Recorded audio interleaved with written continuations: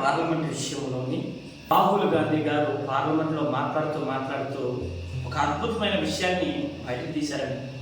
వారు ఫోటో చూపించి ఒక మాట చెప్పారండి, చక్కని మాట. లోక సువార్త 6వ అధ్యాయం 29వ వచనంలోని ఒక మాట తెలియపరిచారు. ప్రపంచానికి దేవుడు అనబడిన జీసస్ క్రైస్ట్ అన్నవాడు చెప్పిన నినాదం ఏంటి అంటే, ఇదిగో ఎవడైనా నీ శత్రువు అన్నవాడు నీ ఒక చెంప మీద కొడితే రెండవ చెంప చూపించమని యేసుక్రీస్తు వారు చెబుతున్నారని, ఇదిగో యేసుక్రీస్తు ఫోటో చూపించి లోక్సభలో కూర్చున్న వారందరి ముందు ఆ ఫోటో చూపించండి, యేసుక్రీస్తు పేరెత్తారు. యేసుక్రీస్తు వారు చెబుతున్న మాట ఏంటంటే, ఎవడైనా శత్రువు అనవాడు వాడు ఇదిగో నిన్ను కుడి చెంప మీద కొడితే ఎడమ చెంప చూపించు అని క్రీస్తు మాటలు అక్కడ ప్రకటన చేస్తున్నాడండి.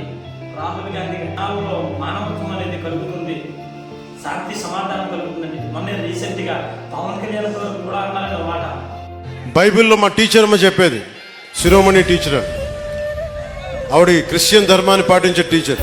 ఆవిడ చెప్పిన వాక్యాలు గుర్తుండిపోయినాయి. తనను తను తగ్గించుకున్నవాడు హెచ్చింపబడును అంటే నాకు ఇష్టం ఆ వాక్యం. అది పాటించాను అనుకుంటా. 60 సీట్ల పోటీ చేద్దాం అనుకుంటే లేదు, 40 చాలు.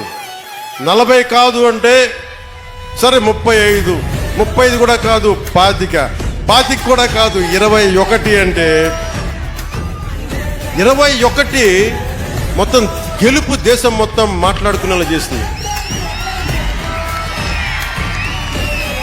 అంటే ఇది బైబిల్ సూక్తి గుర్తొచ్చింది.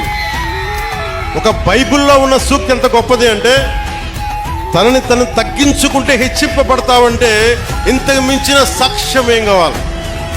21 స్థానాలకి నువ్వు పోటీ చేస్తే 100కి 100% గెలిచి దేశమంతా మాట్లాడుకునేలా గొప్ప మాటలు దేవుడు వినిపిస్తూ ఉన్నాడండి. ఈ రోజున అందులోకి వెళ్ళాలి అంటే ఇంకా దేవుని గ్రంథాన్ని మనం చదువుతూ ఉండాలి. ఇదిగో నిజమైన శత్రువుకి మనం ఏంటో చూపించాలండి. క్రీస్తు స్వరూపము మనలో ఉంది, క్రీస్తు మనలో కనబడుతున్నాడు అని ప్రపంచానికి తెలియపరచాలండి. దేవుని నమ్ముకోలేని వారి నోటంట క్రీస్తు మాటలు వస్తే, దేవుణ్ణి నమ్ముకున్న మన నోటంట క్రీస్తు మాటలు రావడమే కాదు, మన శరీరం గుండా, మన క్రియల గుండా, మన నడవడిక ద్వారా క్రీస్తు స్వరూపం కనబడాలండి. పౌలు గారికి అదే కనబడింది. నేను క్రీస్తుని పోలి నడుచుచున్న ప్రకారం నన్ను పోలి నడువుడు అంటున్నాడు.